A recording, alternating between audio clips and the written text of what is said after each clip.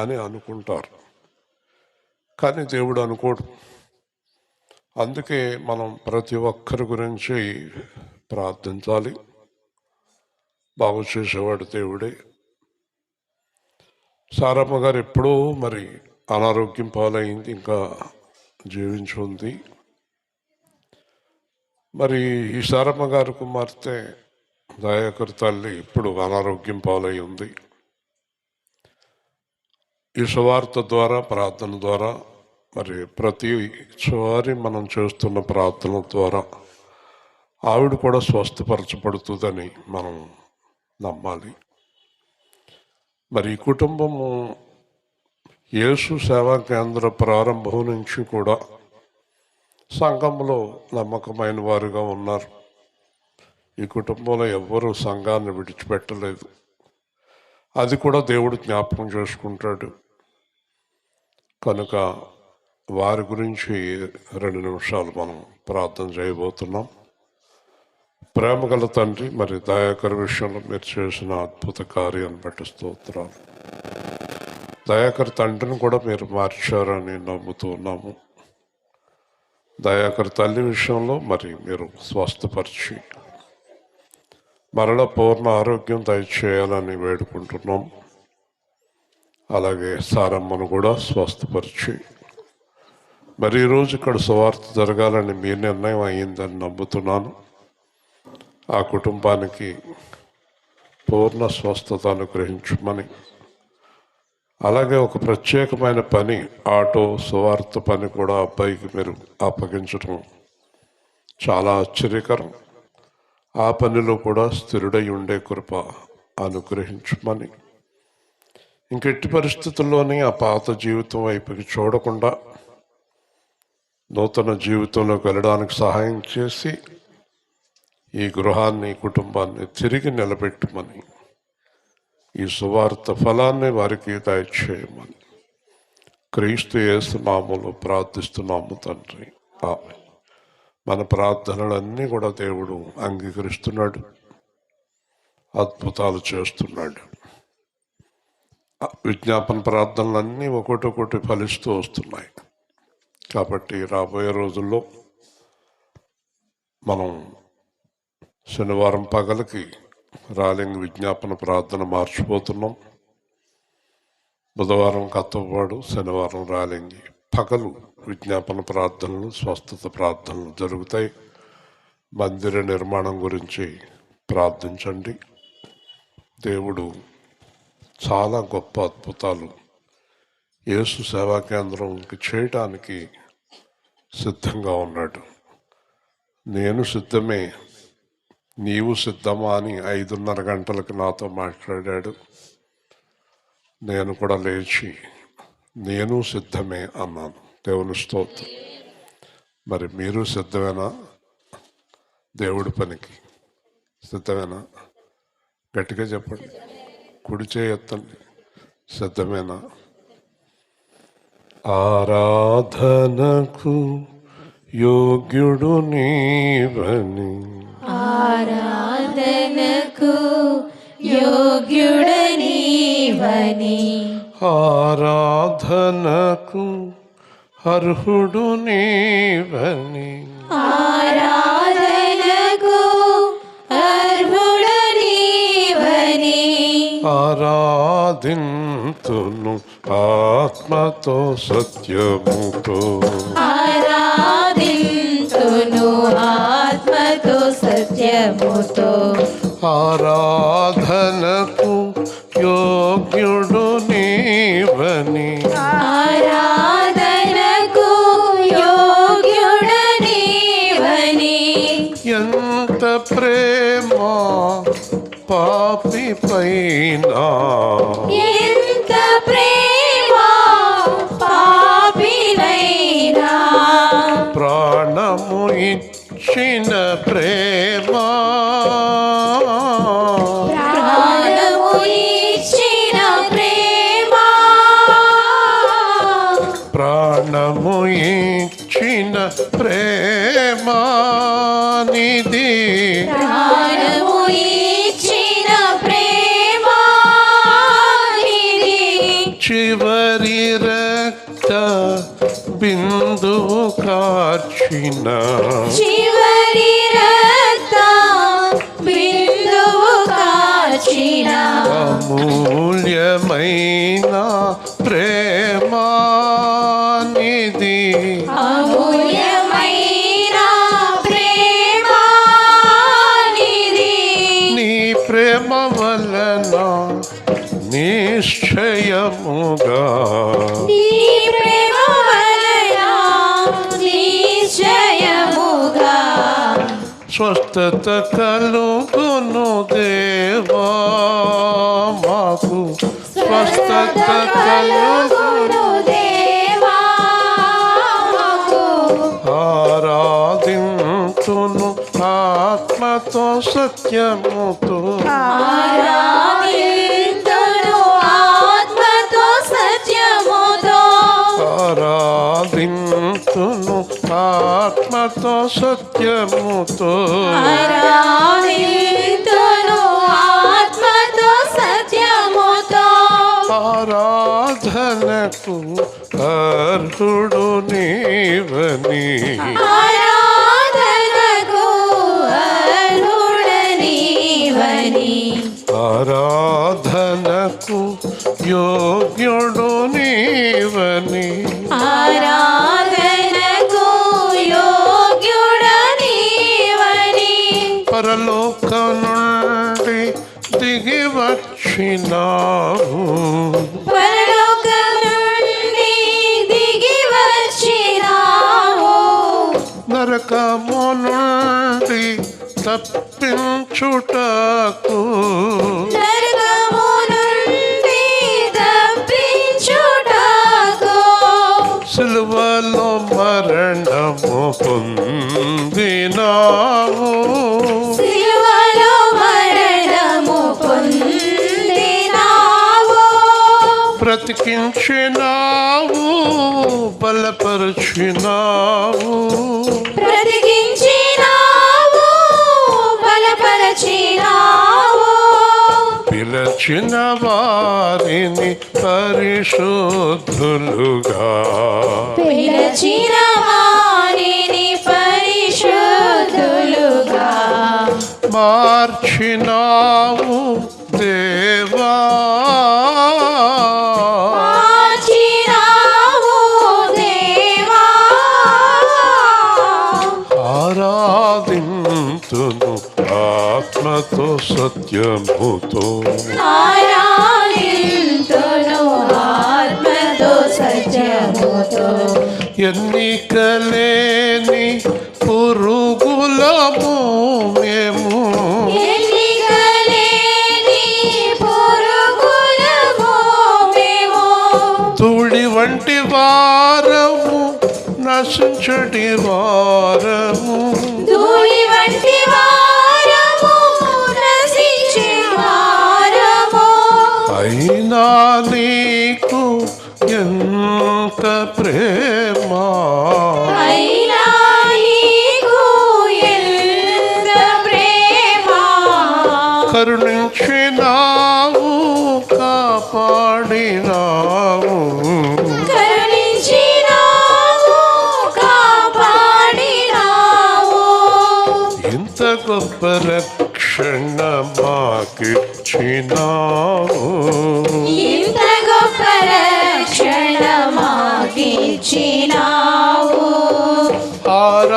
ఆరాధింతును ఆత్మతో సత్యముతో ఆరాధింతును ఆత్మతో సత్యముతో ఆరాధనకు పాత్రుడు నీవని ఆరాధనకు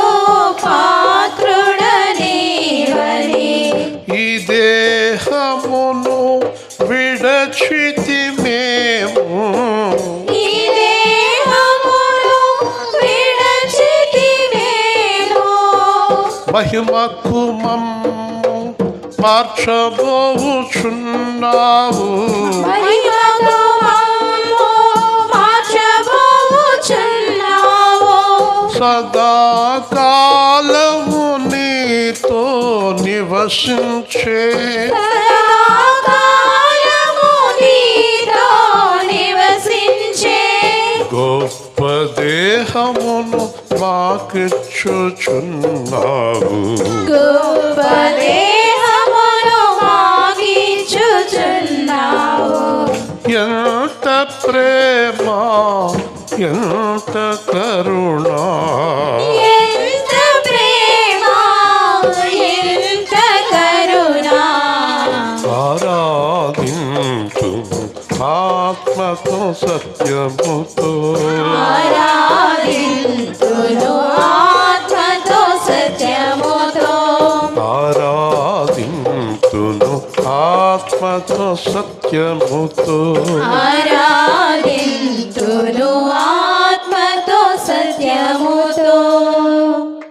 కూర్చుందాం.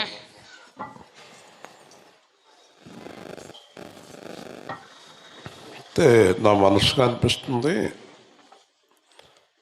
స్వస్థత వస్తుందని నమ్ముతున్నాను. దయాకర్ తల్లికి మనం బలంగా ప్రార్థన చేద్దాం.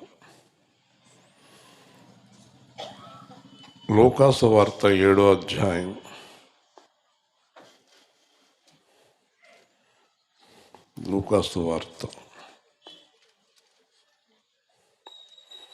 7:47. లూకా 7:47.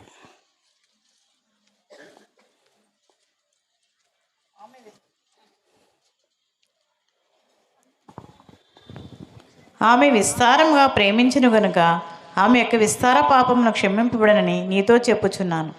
ఎవనికి కొంచెముగా క్షమింపబడునో వాడు కొంచెముగా ప్రేమించునని చెప్పి నీ పాపమును క్షమింపబడి ఉన్నవని ఆమెతో అనెను.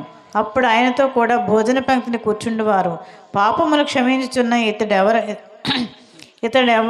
ఎవడని తమలో తాము అనుకునసాగిరి. అందుకైనా నీ విశ్వాసమును రక్షించను, సమాధానం గల దానిపై వెళ్ళుమని ఆ స్త్రీతో చెప్పాను. మనం కొన్ని విషయాలు తెలుసుకుందాం.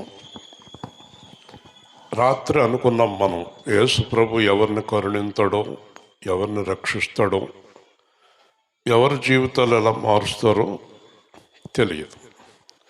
ఈ దయాకర్ ఇంక పనికిరాడు అన్న లెక్కల్లోకి ఇప్పుడు పనికొచ్చేవాడుగా మారిపోయాడు. ఒక్కసారిగా మార్చేశాడు. చాలామంది వాళ్ళు పాడవలేదు, మారలేదు. ఆశ్చర్యం చూడండి, పాడవలేదు, పాడేయడని అనిపించుకోలేదు, బ్రహ్మాండంగా కనిపిస్తున్నారు మనకి, కానీ వీళ్ళు మారలేదు. పాడైపోయాడు, ఎందుకు పనికిరాడు అన్నవాడు మారిపోయాడు. ఇలా ఉంటాయి, ఏం అర్థం కాదు మనకి, చాలా ఆశ్చర్యంగా ఉంటాయి. ఎందుకంటే మా వాళ్ళు అందరూ కూడా రక్షణలోకి వచ్చేసారు, యేసు ప్రభువుని తెలుసుకున్నాం. మీరు తెలుసుకోలేదు, మీరు పోయారు, మీరు నాశనం అయిపోయారు, పాడైపోయారు అంటానే ఉన్నారు. వాళ్ళు అలాగ అంటూ ఉండగానే సడన్గా నేను సేవకుండా అయిపోయాను. దేవుని స్తోత్రం. అసలు ఏం అర్థం కాదు ఇది. దేవుడి కార్యాలు మనకు అసలు ఎప్పుడు అర్థం కావు. అందుకే ప్రతి ఒక్కరికి చెప్తున్నాను, యేసు ప్రభువుని నమ్ముకోండి, గొప్ప దేవుడు, చాలా గొప్ప దేవుడు. ఇటువంటి దేవుడు ఇంకెవరు లేరు అని ప్రపంచంలో నిరూపించబడింది. ఈయన తప్ప ఎవరు తిరిగి మరణం నుంచి లేచిన వారు ఈ లోకంలో ఎవరు లేరు. కాబట్టి ఈయన అంత విశ్వాసం ఉంచి వారు సిగ్గుపడరని లేఖనం సెలవుస్తుంది. ఇంకొక మాట అన్నాడు ఆయన, మారు మనస్సు లేని 99 మంది కంటే ఒక్కళ్ళు మారు మనస్సు పొందితే వాళ్ళే నాకు ఇష్టం అన్నాడు. ఇప్పుడు కష్టాలు వస్తాయి, శ్రమలు వస్తాయి, బాధలు వస్తాయి, అవమానాలు వస్తాయి, నిందలు వస్తాయి, అనేకమైన గొడవలు వస్తాయి, కానీ మారు మనసు పొందట్లేదు వీళ్ళు. ఇప్పుడు ఏ డబ్బు అయితే మనల్ని నాశనం చేసిందో ఆ డబ్బుని ప్రేమించడం మానలేదు. ఏ వ్యభిచారం అయితే నాశనం చేస్తుందో ఆ వ్యభిచారం మానలేదు. ఏ తాగుడైతే నాశనం చేసిందో, ఎవరినైతే గొడవలు పెట్టి విమర్శిస్తున్నారో ఎందుకు నాశనం, అది మానతలేదు. అంటే దాని మీద ఉన్న వ్యామోహం పోలేదు. మన నాశనానికి, మన పాపానికి, మన జీవితం పాడైపోవటానికి కారణమైన దాన్ని వదిలేలా వద్దా చెప్పండి? అదే కదా మారు మనసు. ఈవిడ ఇదివరకట్లాగా ఉంది, ఈవిడికి ఏ వ్యామోహము పోలేదు. అన్న సాక్ష్యాన్ని వింటున్నాం. ఆవిడలో మార్పు రాలేదు. ఆవిడలో మార్పు రాకుండా దేవుడు సహాయం దొరకదు. నీలో మార్పు రాకుండా నీకు దేవుడు సహాయం దొరకదు. ఇదేంటి దయాకర్ మొన్నటిదాకా అలా ఉన్నాడు, ఇలా గబుక్కుని పట్టుకెళ్ళి మందిరం యొక్క ఆటో ఇచ్చేసారు ఏంటంటే, ఇచ్చేయమని చెప్పేసాడు దేవుడు, ఇచ్చేసాం అంతే. దేవుని స్తోత్రం. నాకు తెలియదండి, దేవుడి మీద భారం వేసేసాం. కాబట్టి ఈరోజు మనం ఈ కుటుంబాన్ని బట్టి గ్రహించవలసింది ఏంటంటే, మారు మనసే ప్రాముఖ్యమైంది దేవుడికి. దేవుని స్తోత్రం. ఈ పాటలు, పద్యాలు, ప్రార్థనలు, కానుకలు, పరిశుద్ధులు, పరిసయ్యులు ప్రార్థనలు దేవుడికి ముఖ్యం కాదండి. బాగానే ఉంటారు, చూడటానికి చాలా బొబ్బిడిగా, అసలు మన మాట దెబ్బతాటనట్టు, దంట కట్టుకుని ఉడికిపోతున్నట్టు ఉంటారు. ఏమీ లేదు, మారు మనసు లేదు. మారు మనసు లేదు అనేది మనకి ఈజీగా తెలిసిపోతుంది. వాళ్ళ ప్రవర్తనలో, వాళ్ళ మాట తీరులో ఒక్క క్షణంలో తెలిసిపోతుందండి మనకు వారు మనసు లేదని. కాబట్టి ఈరోజు చెప్తున్నాను మీకు, యేసు ప్రభుకి చాలా ఇష్టమైన వారు మనస్సు మారిన వారు మాత్రమే. హల్లెలూయా. ఎందుకంటే నేను ఎందువల్ల నాశనం అయ్యానో దాన్ని నేను విడిచిపెట్టాలి. అది విడిచిపెడతలేదు. అస్తమానం ఎవరినో ఒకళ్ళని పేర్లు పెట్టడం వల్ల నేను నాశనం అయ్యాను, అది మానేద్దాం. కోడల్ని హింసించడం వల్ల నాశనం అయ్యాను, మానేద్దాం. కూతుర్ని ఎక్కువగా ప్రేమించడం వల్ల నాశనం అయ్యాను, అది మానేద్దాం. కొడుకుని నాశనం చేశాను, కూతురు నాశనం చేశాను గారాబంతో, అది మానేద్దాం. మొగుడు నా కంట్రోల్లో ఉండాలనుకున్నాను ఎప్పుడు, దానివల్ల నేను నాశనం అయ్యాను, అది మానేద్దాం. ఈ డబ్బు పిచ్చిలో పడి ఎన్నిసార్లు నాశనం అయిపోయాను నేను. డబ్బు డబ్బు డబ్బు అని పాడైపోయాను. ఆ దాని మీద వ్యామోహం మానేద్దాం. అదే మారు మనసు. ఈ తాగుడు వల్ల నాశనం అయ్యాను, వాళ్ళింటికి వీళ్ళింటికి గుండ్రంగా తిరగటం వల్ల నాశనం అయ్యాను, పేకాట వల్ల నాశనం అయ్యాను, అందరినీ విమర్శించడం వల్ల నాశనం అయ్యాను, గర్వం వల్ల నాశనం అయ్యాను, పాపం వల్ల నాశనం అయ్యాను అని గ్రహించి నూతన బుద్ధి తెచ్చుకోండి అన్నాడు యేసు ప్రభు. దేవుని స్తోత్రం. ఇదే మారు మనసు. ఇది నీలో కనిపించేదాకా దేవుడి దగ్గర నుంచి నీకు సహాయం దొరకదు. అది చాలా ముఖ్యమైనది. పేతురు చాలాసార్లు పశ్చాత్తాపడ్డాడు, అయినా దేవుడికి వ్యతిరేకమైన కార్యాలు మానలేదు. పేతురే యేసు ప్రభు దగ్గర ఉండి చాలాసార్లు పశ్చాత్తాపడ్డాడు. రాత్రంతా నిలికాం ప్రభు, మాకేం దొరకలేదు అన్నాడు. నేను పాపిని అన్నాడు. ఇంకెప్పుడు చేపల దగ్గరికి వెళ్ళనన్నాడు. మళ్ళీ యేసు ప్రభు చచ్చిపోయి మళ్ళీ చేపల కోసం వెళ్ళిపోయాడు. ఈ మానవుని బుద్ధి కోతి బుద్ధి, కుక్క బుద్ధి, పంది బుద్ధి. ఈ బుద్ధులు ఎలా ఉంటాయంటే మళ్ళీ అక్కడికి వెళ్తాయి, మళ్ళీ అక్కడికి వెళ్తాయి, మళ్ళీ అక్కడికి వెళ్తాయి. ఆ బుద్ధి రాదు, జ్ఞానం రాదు. ఈరోజు మీకు చెప్తున్నాను, అదే మారు మనసు. ఒక మాటలో చెప్పాలంటే, నేను దేని వల్ల పాడైపోయానో దాన్ని వదిలేద్దాం అనుకోవటమే మారు మనసు. దేవుని స్తోత్రం. అది వదులుతలేదు కదా, వదులుతలేదు. అలా వదిలిన వెంటనే దేవుడు కరుణిస్తాడు, వదిలిన వెంటనే దేవుడు రక్షిస్తాడు, వదిలిన వెంటనే దేవుడు నా బిడ్డ అంటాడు. ఇప్పుడు వదలాలంటే ఈ వాక్యంలో ఏముందో మనం చూడాలి. యేసు ప్రభు అంటాడు, ఈమె నన్ను విస్తారముగా ప్రేమించింది. దేవుని స్తోత్రం చెప్పండి. ఆవిడ ఏం చేసిందంటే యేసు ప్రభుని, అసలు ఆవిడికి యేసు ప్రభు అంటే విపరీతమైన ప్రేమ వచ్చేసిందంట. ఎందుకంటే దేవుడు లోపలికి చూస్తాడు కదా. ఆమె విస్తారంగా ప్రేమించేసింది కనుక యేసు ప్రభు నమ్మకం ఏంటంటే, బాగా గుర్తుపెట్టుకోండి, ఈమె యేసు ప్రభుని విస్తారంగా ప్రేమించింది కనుక ఇంకా ఆవిడ బతుకున్నంతకాలం యేసు ప్రభుకి ఇష్టం లేని పని చెయ్యదు అని యేసు నమ్మేశాడు. హల్లెలూయా చెప్పండి, గట్టిగా చెప్పండి. అదే మారు మనసు. యేసు ప్రభుని ప్రేమించాలని అంటావు, ఆ డబ్బు కోసం ఎక్కడికో పోతావు. యేసు ప్రభు ప్రేమించడాని అంటావు, ఆ సెల్ ఫోన్లో చాటింగ్లు చేస్తావు. యేసు ప్రభుని ప్రేమించడానంటావు, చెడ్డ దృశ్యాలు చూస్తావు, చెడ్డ మాటలు మాట్లాడుతావు. యేసు ప్రభుని ప్రేమించానంటావు, మళ్ళీ ఎలాగా దాన్ని లాగుదామా అని ఆలోచిస్తావు. మళ్ళీ దాన్ని ఎలాగ మనం సమకూర్చుకుందాం అని ఆలోచిస్తావు. వింటున్నావా? కాబట్టి ఈరోజు యేసుప్రభు అంటున్నాడు, ఆమె నన్ను విస్తారంగా ప్రేమించిందయ్యా. కాబట్టి ఈరోజు మనం తెలుసుకోవాల్సిన అతి ప్రాముఖ్యమైన విషయం ఏంటంటే, నువ్వు యేసు ప్రభువుని విస్తారంగా ప్రేమించకుండా నీ పాపములకు క్షమాపణ ఇంకా నీకు దొరకలేదు. దేవుని స్తోత్రం. అంటే నీళ్ళల్లో మునిగితేనే వచ్చేసిందా క్షమాపణ? రాలేదు. ఒకవేళ పరిశుద్ధాత్మను పొందుకుంటే క్షమాపణ వచ్చేసిందా?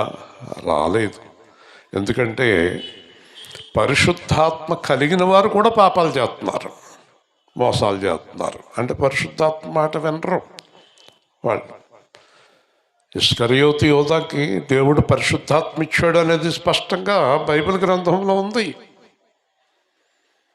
మత్తయి 10వ అధ్యాయంలో చాలా స్పష్టంగా రాశాడు. 12 శిష్యులకు తోటి యేసు చెప్పాడు, నేను మీకు ఆత్మను అనుగ్రహించుచున్నానని చెప్పాడు. దేవుని స్తోత్రం. పరిశుద్ధాత్మ ఇస్కరియోతు యోధాలో ఉన్నప్పటికీ కూడా డబ్బు పిచ్చిలో పడి కొట్టుకున్నాడు. పరిశుద్ధాత్మ చెప్తుంది యోధాకి, తప్పయ్యా, తప్పు, ఈ డబ్బు పిచ్చి నీకు, పైగా యేసు ప్రభువుని నమ్మేస్తావా? అపవాది పరిశుద్ధాత్మతో అన్నాడు, అపవాది, నువ్వు వెళ్ళవయ్యా, యోధా దగ్గర నుంచి నువ్వు వెళ్ళవయ్యా అంటున్నాడు. పరిశుద్ధాత్మ ఎందుకు వెళ్తాడు? యేసు ప్రభు చెప్పేదాకా వెళ్ళడు. కానీ పరిశుద్ధాత్మ వెళ్తలేదు. అపవాదేమో యోధాలో దూరదామని చూస్తున్నాడు. పరిశుద్ధాత్మ ఉండగా దూరలేడు. జాగ్రత్తగా వినండి. పరిశుద్ధాత్మ యోధాలో ఉండగా అపవాది దూరలేడు. కాబట్టి టైం కోసం చూస్తున్నాడు అపవాది, వీడు ఎప్పుడు దొరుకుతాడని. యేసు ప్రభు రోజు హెచ్చరిస్తున్నా కూడా వాళ్ళ మార్పు రాలేదు. ఫైనల్గా యేసు ప్రభు కనీసం ఈ రొట్టె వెరుపుతోటైనా నువ్వు మారు అన్నాడు. ఆడు మారలేదు కనుక ఆ రొట్టె తిని ద్రాక్షసం తాగిన వెంటనే వాళ్ళలో మార్పు లేదు కనుక వాడిని పరిశుద్ధాత్మ విడిచిపెట్టాడు. అపవాదాల లోపల దూరేశాడు. దేవుని స్తోత్రం చెప్పండి. కాబట్టి నీ గురించి కూడా అలాగే రెడీగా ఉంటాడు, దూరేస్తాను. అపవాది దూరటానికి రెడీగా ఉంటాడు. అపవాది దూరేగా ఏమవుద్ది? విన్నారు కదా మొన్న కిందటి బుధవారం, పేగులు బయటకు వచ్చి పొట్ట చీరి చచ్చాడు. ఇది జరిగేది. కాబట్టి అపవాదికి చోటియ్యకుడి అని బైబిల్లో ఉంది. వాడు ఎప్పుడు మన చుట్టూ తిరుగుతూ ఉంటాడు. ఇస్రాయేల్ ఎప్పుడు దొరుకుతుంది, మరి ఎప్పుడు దొరుకుతుంది? ఈ ప్రేమ్ కుమార్ దొరికేస్తే మొత్తం గొడవ వదిలిపోద్ది, కారు ఎట్టుకెళ్ళి లారీ కింద పెట్టేస్తే ఇక్కడితో మొత్తం సమాప్తం అయిపోద్దని చూస్తాడు. చేత నాతో ఉండేవారు కూడా చాలా జాగ్రత్తగా ఉండాలి.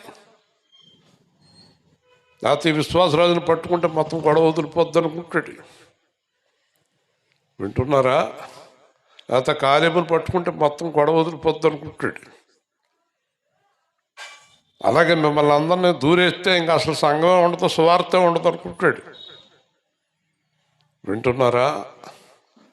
కాబట్టి ఎవడు విస్తారముగా ప్రేమించనో వానికి విస్తారముగా క్షమించబడను, ఎవరు కొంచెముగా ప్రేమించరో వారికి కొంచెముగా క్షమించబడను. దేవుని స్తోత్రం. చూడండి ఇంత కరెక్ట్గా చెప్తున్నాడు.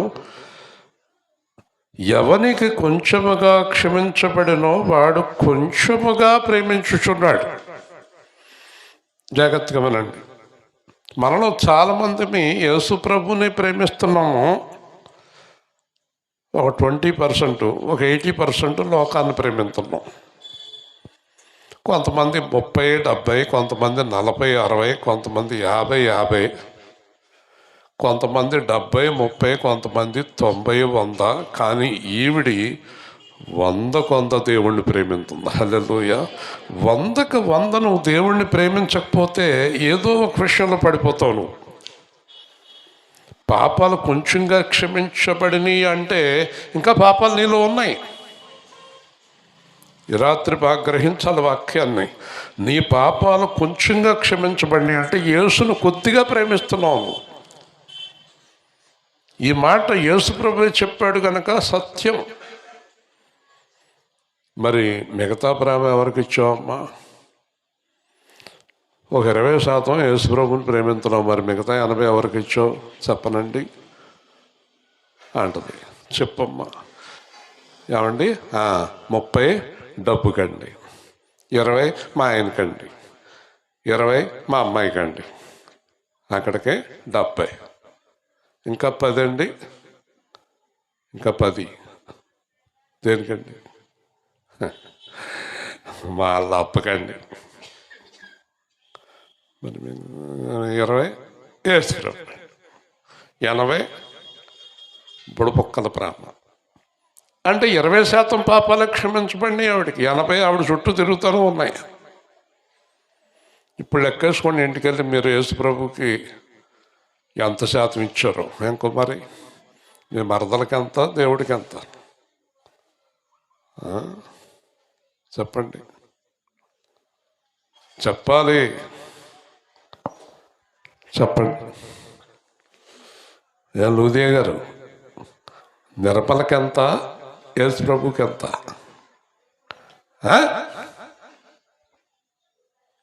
శివకుమార్ గారు, ఇడ్లీ పిండికి ఎంత, యేసుకి ఎంత? చెప్పాలి, చెప్పండి. అహంభావానికి ఎంత, గర్వానికి ఎంత, యేసుకి ఎంత? స్వాతి చెప్పమ్మా. రావుపాడికి ఎంత, యేసు ప్రభుకి ఎంత? చెప్పాలి. దేవుడు మాట్లాడుతున్నాడు, పరిశుద్ధాత్మ దేవుడు చెప్పాలి. 100% దేవుడికి ఇవ్వకపోతే 100% దేవుడికి ఇవ్వకపోతే 1% పాపం మిగిలి ఉన్నా మనం పరలోకానికి అది అడ్డం వచ్చేస్తుంది. హల్లెలూయా. ఉదాహరణకి నడినెత్తి నుండి అరికాలి వరకు మహిమాదేహంగా మారాలి మనకి. యేసు ప్రభు మధ్యాకాశానికి వచ్చినప్పుడు మనకు దేహం అంతా మహిమతో మారిపోవాలి. ఈ మహిమతో మారిపోవటానికి ఈ 70%, 80%, 90%, 99% కూడా మహిమ దేహానికి కొద్దిగా ఆగిపోతుంది. కొద్దిగా ఆగిపోయినందువల్ల దానివల్ల కింద మిగిలిపోతాము. 100కి 100% మహిమదేహంగా మారకుండా మధ్యాకాశానికి వెళ్ళలేవు. విజయ్ గారు మాట్లాడితే సత్తుపల్లి పరిగెత్తొద్దు. ఆ పిచ్చి ప్రేమలన్నీ కట్టి పెట్టాల.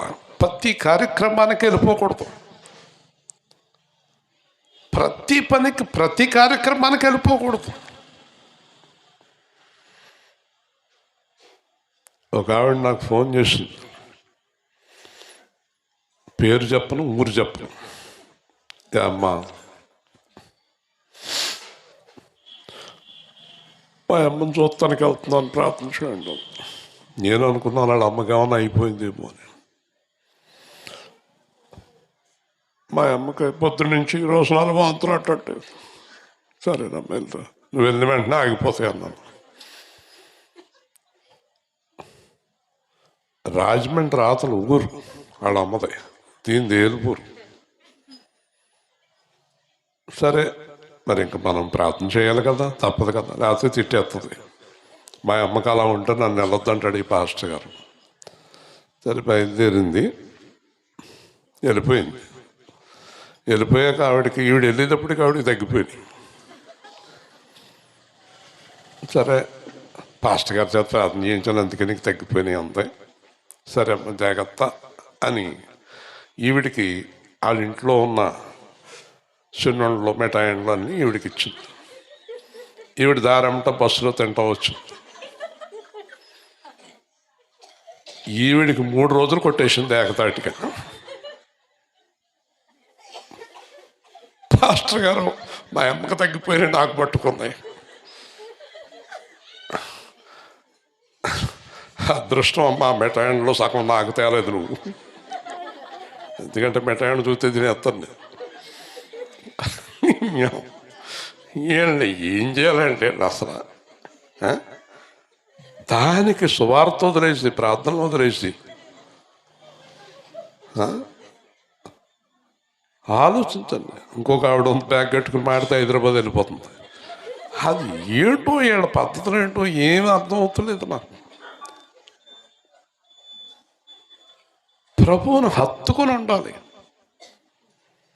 విస్తారంగా ప్రభువుని ప్రేమించే ప్రభువును వదలలేము. నాకైతే యేసు ప్రభువుని ఒక్క క్షణం విడిచి ఉండలేను నేను. అలాంటి ప్రేమ మీలోకి వచ్చేయాలి. అందుకే ఆరాధనలో ఏం చేసాం, ఎన్ని త్యాగాలు చేశాడు మన గురించి. మీకు ఆయన్ని ప్రేమించడం వల్ల సంపూర్ణ పాప క్షమాపణ, దేవుని స్తోత్రం, సంపూర్ణ స్వస్థత, సంపూర్ణ జయము. మొన్నంతా నాకు ఆరోగ్యం పోలేదు, ఈరోజు ఉదయానికి సిద్ధం చేసాడు. ఆయన ప్రేమిద్దాం, ఆయన కనపరుద్దాం, ఆయన స్తుతిద్దాం. కాబట్టి దేవుడికి నమ్మకం ఏంటంటే, ఈమె నన్ను ప్రేమించిందయ్యా అని నీ గురించి నా గురించి సర్టిఫికేట్ ఇవ్వాలి దేవుడు. లేదా హైదరాబాద్లో కూతురు రాత్రికి రాత్రి పరిగెత్తేస్తుంది, మళ్ళీ 10 రోజుల దాకా కనబడతాం. నేను వెళ్తాం తప్ప అంటలేదు, అస్తమానం ఆ గొడవతోటే ఉండకూడదు. అస్తమానం ఆ ఫోనుల్లో అరగంటలో గంటలు అలా మాట్లాడకూడదు. దేవుడికి సమయం కేటాయించలేదు. ఒక ఆవిడ అంటది, రోజుకి 10 గంటలు ఫోన్లో మాట్లాడుతుంది, ప్రార్థనకు టైం లేదంటుంది. దేనికి టైం లేదు? అసలు నువ్వు ప్రార్థన ఎందుకు చేయట్లేదు? నువ్వు దేవుడికి ఎందుకు సమయాన్ని కేటాయించటం లేదు? నువ్వు దేవుడిని ఎందుకు ప్రేమించట్లేదు? ఎంతో కాలం నుంచి డబ్బు సంపాదించాలనుకున్నావు నువ్వు, దేవుడిని వదిలేసి. నీ వల్ల అయిందా? ఏమీ సంపాదించలేకపోయావు, ఏమీ సాధించలేకపోయావు. నువ్వు ఇన్ని సంవత్సరాల నుంచి నీ జీవితంలో ఒక్కటి కూడా నువ్వు సాధించలేకపోయావు. కారణం ఏంటో తెలుసా? నువ్వు దేవుణ్ణి ప్రేమించనందువల్ల. దేవుని స్తోత్రం. నువ్వు దేవుడిని ప్రేమించలేదు. నీ ప్రేమ అంతా రకరకాల విషయంలో. ఒక ఆవిడ అంటుంది, దేవుడికి నా మీద ప్రేమ లేదండి, నాకు ఇంకా ఇల్లు ఇవ్వలేదండి. అంటే ఇంటి కోసం ప్రేమిస్తుంది, పెళ్లి కోసం ప్రేమిస్తుంది, పిల్లల కోసం ప్రేమిస్తుంది, నడునొప్పి కోసం ప్రేమిస్తుంది, షుగర్ కోసం ప్రేమిస్తుంది, లేకపోతే బీపీ కోసం ప్రేమిస్తుంది, కాళ్ళు వాసిపోయి అని ప్రేమిస్తుంది, నడునొప్పి అని ప్రేమిస్తుంది. దేవుణ్ణి దేవుడిగా ప్రేమించదు. ఈ రాత్రి తెలుసుకోండి సత్యాన్ని. మీ హృదయం పరిపూర్ణంగా 100% దేవుడి మీదకి వచ్చే వరకు దేవుడు మీ కార్యం చెయ్యలేడు. దేవుని స్తోత్రం. చెయ్యలేడు.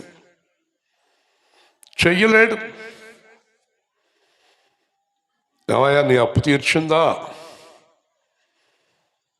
తీర్చలేదండి. అదేంటయ్యా 5 లక్షలకి నీ అప్పు తీర్చేశానని చెప్పింది? కాదండి, 4,99,000 ఇచ్చిందండి. అంటే నీ అప్పు తీరలేదా? తీరలేదండి. 1000 రూపాయలు ఇంకా ఇవ్వలేదండి, తర్వాత ఇస్తాను. ఆశ్చర్యం కదా. నేను ఒక ఆయన నన్ను అన్నాడు, 5,000 అర్జెంట్ కొంపమూలిపోయింది అన్నాడు. అంత కొంపమూలిపోయింది అంటున్నాడని 2 నిమిషాలు పంపించాను నేను.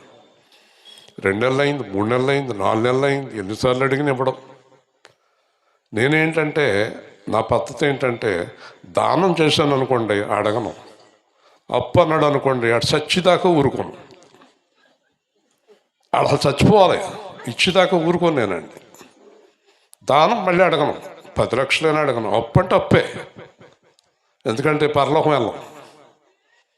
అప్పు తీర్చకపోతే వెళ్ళం. గుర్తుపెట్టుకోండి ప్రతి విషయం. అతను అప్పు అన్నాడు, ఇంకా నా బాధపడలేక ఓ రోజుని డబ్బులు పంపాడు. ఎంత? 4,000. అదేంటన్నాను. 1,000 రూపాయలు అయ్యగారి తర్వాత ఇస్తాను, ఇప్పుడు దాకా ఇవ్వలేదు 1000.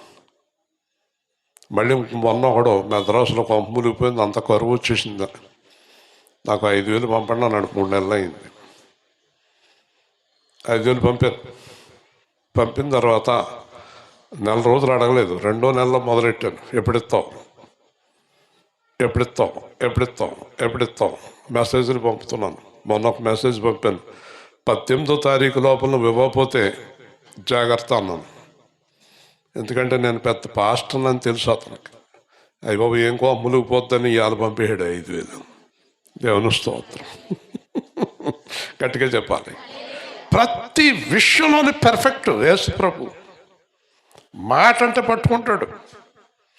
నేను నీ కోసమే జీవింతాను ప్రభు అంటే జీవించనవా లేదో అని అడుగుతాడు. పట్టేసుకుంటాడు. బుడపక్కల మాటలు కానీ చెప్పేయకూడదు దేవుడి దగ్గర. ప్రసంగం అంటాడు దేవుడి దగ్గర వాగ్దానాలు చేసేయకూడదు. ఇక్కడ ఒక ఆవిడ వాగ్దానం చేసింది, నా జీవిత కాలం అంతా మీ పాదాల దగ్గరే, యేసయ్య దగ్గరే అంత. మళ్ళీ కనబడలేదు ఆయాల నుంచి. వాగ్దానాలు చేయకూడదు, పట్టుకుంటాడు. వాగ్దానాలు చేస్తే పట్టుకుంటాడు దేవుడు.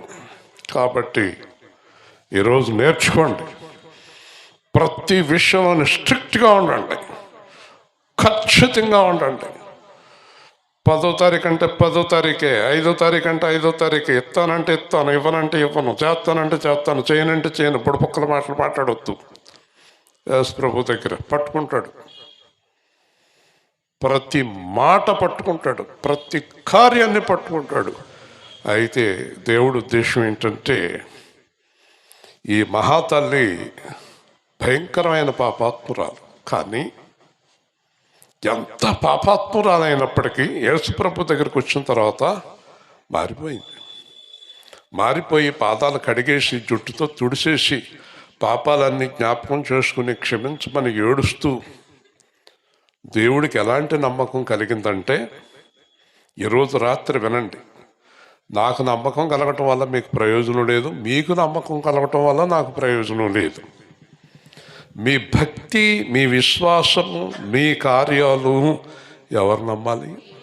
గట్టిగా దేవుడు నమ్మాలి.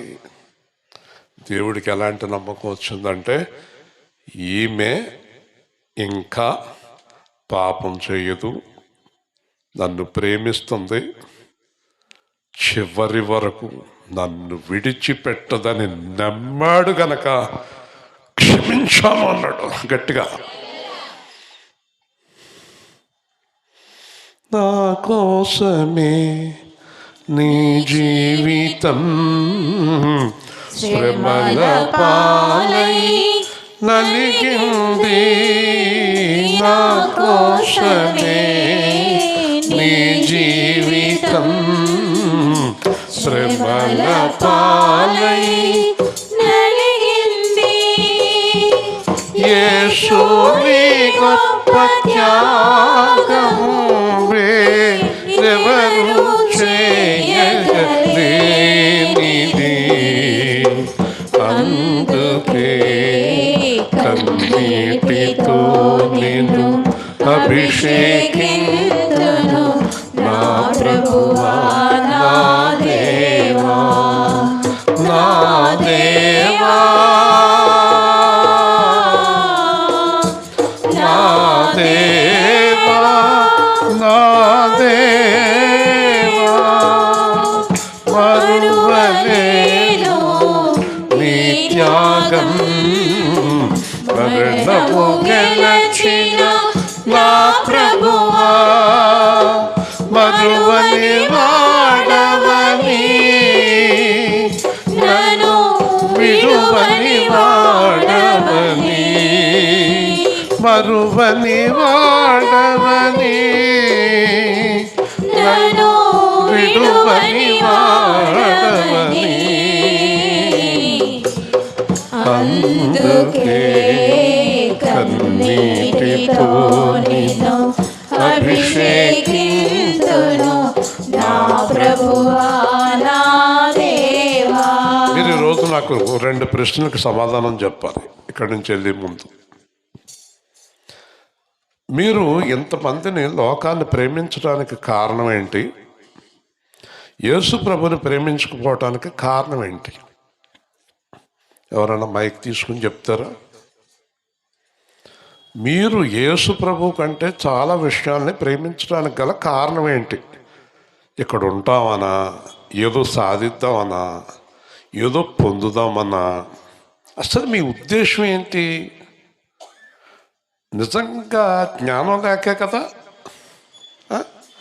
దేవుణ్ణి ప్రేమించకపోవటం జ్ఞానం లేకనా? మాట్లాడరేటి, చెప్పండి. జ్ఞానం లేక.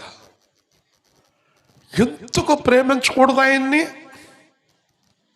అసలు ప్రేమిస్తే ఆయన్నే కదా ప్రేమించాలి. అన్నిటికీ అర్హత కలిగిన వాడు కదా. ఈ లోకాన్ని ప్రేమించేవారు దేవుడికి విరోధులని చెప్పినా కూడా ఇంకా లోకం కోసం కొట్టు చచ్చిపోతున్నారు. ఎప్పుడైతే మీరు దేవుణ్ణి 100% ప్రేమిస్తారో అప్పుడు దేవుడు మిమ్మల్ని పూర్తిగా క్షమిస్తాడు. క్షమించిన తర్వాత జరిగేది ఏంటంటే, ఇక్కడ అంటాడు, పాపములు క్షమించుచున్న ఇతడెవరు అని వాళ్ళు అనుకుంటున్నారు. ఒక ఆశ్చర్యకరమైన విషయం మీకు చెప్తా. యేసు ప్రభు చుట్టూ కూర్చున్న వారికి ఎవ్వరికీ కూడా ఆయన పాపాలు క్షమించాడని తెలియదు. మరి ఆవిడికి ఎలా తెలిసింది? ఆలోచించండి. యేసు ప్రభు చుట్టూ కూర్చున్న వారికి ఆయన్ని ప్రేమించాలని తెలియలేదు, ఆయన పాపాలు క్షమించాడని తెలియలేదు. మరి ఈవిడికి ఎలా తెలిసింది? దాని పేరేంటో తెలుసా? దేవుని ఏర్పాటులో ఉంది ఆవిడ. హల్లెలూయా చెప్పండి, గట్టిగా చెప్పండి. అదే దేవుని ఏర్పాటు. కాబట్టి ఆవిడ ఈయన పాపాలు క్షమించాడని కాళ్ళు గట్టిగా పట్టుకుంది. మిగతా వాళ్ళు అలా చూస్తున్నారు, వాళ్ళకి పాపాలు క్షమించబడలేదు. పాపాలు క్షమించడానికి ఎవరో తెలుసా? ఈరోజు రాత్రి సువార్త ప్రకటిస్తున్నాను. ఈ ప్రపంచంలో మానవ జాతి పాపాలు క్షమించటానికి అర్హత కలిగిన వాడు యేసుక్రీస్తు ఒక్కడే. దేవుని స్తోత్రం. మరి ఎవ్వరికి పాపాలు క్షమించే అధికారం లేదు. మరి పాపంతో ఉన్నవారు పరలోకం వెళ్ళే అధికారము లేదు. దేవుని రాజ్యానికి వెళ్ళాలంటే పాపం నుండి విడుదల పొందాలి. 99% పాపాలు విడుదల పొందినా దేవుడి రాజ్యానికి వెళ్ళం మనం. ఆ 1% మిగిలిపోయింది. ఆ 1% మిగిలిపోయింది. కాబట్టి పూర్ణ హృదయంతో, పూర్ణ మనసుతో, పూర్ణ వివేకముతో, పూర్ణముతో మీరు దేవుణ్ణి ప్రేమించాలి, పొరుగువాన్ని ప్రేమించాలి. ఇదే ఆజ్ఞ అయింది. కాబట్టి మీరు జ్ఞానం తెచ్చుకుని దేవుణ్ణి ప్రేమించండి. ఇప్పుడు దేవుణ్ణి ప్రేమించడం అంటే అర్థం చెప్తాను మీకు. బైబిల్ తీయొద్దు, టైం సరిపోదు. కానీ యోహాను 15లో దేవుడు చెప్తాడు, నన్ను ప్రేమించువాడు నా మాట విని దాని ప్రకారము జీవించును. దేవుని స్తోత్రం. ఇప్పుడు దేవుణ్ణి ప్రేమించడం అంటే అర్థం ఏంటంటే, దేవుడికి ఇష్టం లేని పని ఏది చెయ్యం. ఇప్పుడు నా పీక్ కోసేసిన చేయనండి. నేను పీక్ కోసేస్తే ఏమవుతుంది? హాయిగా వెళ్ళిపోతాం దేవుడి దగ్గరికి. మనం దేవుడికి ఇష్టం లేని పని ఒకవేళ నా భార్యకి, నా పిల్లలకి ఇష్టమైన చేయనండి. మీలో కొంతమంది పిల్లల కోసం, పెళ్ళం కోసం, మొగుడు కోసం అబద్ధాలు, ఏదో చిన్న చిన్న తప్పులు చేసేస్తారు. మీరు అప్పుడు దేవుణ్ణి ప్రేమించిన వారు ఎవరు? దేవుణ్ణి ప్రేమించేవారు అలా చేయకూడదండి. జీవించేదే దేవుడి కోసంగా ఉండాలండి. అప్పుడు దేవుడు ఏం చేస్తాడంటే, నీ విశ్వాసము నిన్ను రక్షించెను, సమాధానం గలదానమై వెళ్ళం. హల్లెలూయా. ఇప్పుడు అయిపోయింది ఆవిడ జీవితం. ఎప్పుడైతే 100% దేవుణ్ణి ప్రేమించి ఆయనకి ఇష్టానుసారంగా నడుచుకోవడం ప్రారంభించావో నీ జీవితంలో సమాధానం వచ్చేసింది. అంతే, అయిపోయింది. Your work is finished by God. నీ పనులన్నీ యేసు ప్రభు పూర్తి చేశాడు. ప్రశాంతంగా వెళ్ళి పడుకో. ఈ రాత్రి ఎవరైతే పరిపూర్ణంగా యేసు ప్రభుని ప్రేమిస్తానో, ఆయనకి ఇష్టం లేని పని చేయనని నిర్ణయం తీసుకున్నారో వాళ్ళకి సమాధానం కలుగునుగాక. ఆమేన్. సమాధానం అంటే అర్థం తెలుసండి, ఇంకా అసలు ఏ విషయంలోనే ఆందోళన ఉండదని, అన్నీ ఆయనే చూసుకుంటాడు. అబ్రహాం పిల్లోడిని పలిచ్చేటప్పుడు అబ్రహాం పిల్లోడిని అడిగాడు. పిల్లోడు అడిగాడు, నాన్న బలిపశువు ఏది? నాయన బలిపశువు ఆయనే చూసుకుంటాడు. హల్లెలూయా. చూసుకున్నాడా? వాళ్ళ అబ్బాయిని బలమనిచ్చాడా? ఇదే మీ మనసులో గుర్తుపెట్టుకోండి. మనల్ని బాధపడినవ్వడు, మన పిల్లల్ని బాధపడినవ్వడు, మన కుటుంబాన్ని బాధపడినవ్వడు, సంఘాన్ని బాధపడినవ్వడు, మన కార్యాలు పాడవనవ్వడు, మన ఆస్తి పాడవనవ్వడు, మనది ఏం జరగనవ్వడు. కానీ మనం వాటినే పట్టుకుని ఎడుస్తాం కనుక అవి పాడైపోతాయి. ఎవరికైనా 50,000 ఇచ్చావంటే నీ రాత్రి పగలు అదే ధ్యాస నీకు. దేవుడి మీద ఉండదు ధ్యాస. దేవుడి మీద ధ్యాస ఉంటే 50,000 తిరిగి వస్తాయి, దాని మీద ధ్యాస ఉంటే అవి వెళ్ళిపోతాయి. అదే కాదు. మనుషుల మీద ధ్యాస, ఆ మనుషులు నీతోటి ఉండరు. దేవుడి మీద ధ్యాస ఉంటే ఆ మనుషులు నీతోటి ఉంటారు. దేవుడి మీద ఉండదు ధ్యాస, ఆ దాని మీదే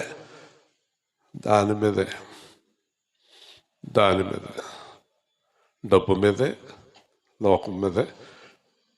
ఆ రోజు వాళ్ళ అమ్మాయి ఫోన్ చేయలేదు అనుకో, ఇంకా ఏమంటే ఆ అమ్మాయి ఫోన్ చేయలేదు, ఏమంటే ఆ అమ్మాయి ఫోన్ చేయలేదు, నేను చేస్తుంటే ఎత్తుతలేదు, అయ్యి బాబోయ్ ఏమైపోయిందో.